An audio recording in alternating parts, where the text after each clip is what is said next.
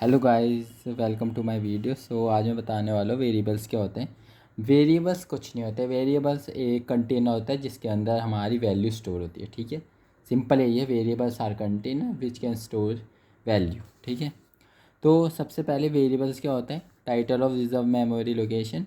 Variable को हम ऐसे डिक्लेयर करते हैं, पहले टाइप, डेटा टाइप।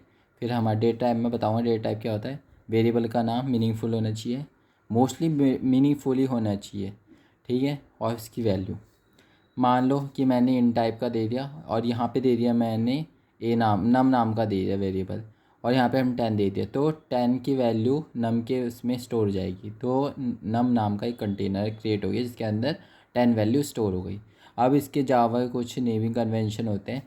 सबसे पहले लोअर केस होता है जो हमारा लोअर केस लेटर में होगा, और फिर अपर केस होगा जो अपर केस लेटर में होगा। कैमल केस में क्या होगा कि तुम्हारा पहले वर्ड हमारे स्मॉल होगा, फिर नेक्स्ट वर्ड कैपिटल होगा। पास्कल में दोनों वर्ड कैपिटल होते हैं, और स्नेक केस में क्या होता है, अंडरस्कोर आ जाता है दो वर्ड के बीच में। अब कुछ नेमिंग कन्वेंशन मतलब रूल्स होते हैं जो हमें फॉलो ही करना पड़ते हैं। बिना नहीं फॉलो करेंगे तो एरर ही एरर आएंगे। सबसे पहले क्या होता है कि हमारा जो भी वेरिएबल्स होगा, जैसे नम नम मैंने लिया, तो ये कभी वन नम से स्टार्ट नहीं होगा, ये इनवैलिड है।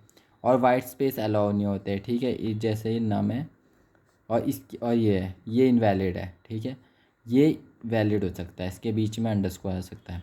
और जावा कीवर्ड रिजर्व, जो जितने भी मतलब जावा के जो जैसे इफ़ हो गया, फॉर लूप हो गया, वाइल हो गया, ये रिजर्व वर्ड है, इन्हें हम यूज़ नहीं कर सकते क्योंकि ये हमें एरर ही एरर देंगे, क्योंकि ये रिजर्व वर्ड है, इन्हें हम यूज़ नहीं कर सकते।